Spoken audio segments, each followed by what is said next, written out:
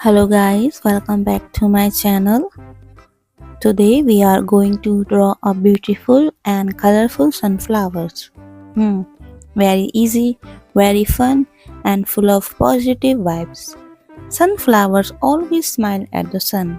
And today we will make one smile on our paper too. So grab your colors, relax your hands and let's draw happiness together. And guys, here we have a little funny but heart-touching short story for you. While I was drawing this sunflower, it suddenly laughed and said, "Hey artist, I always turn towards the sun, but today I am turning towards you." Then it whispered softly, "Even on cloudy days, I still try to smile because someone out there needs my brightness." That moment felt special because just like sunflowers, even when life feels dull, we can choose the we can choose to stay colorful. Okay?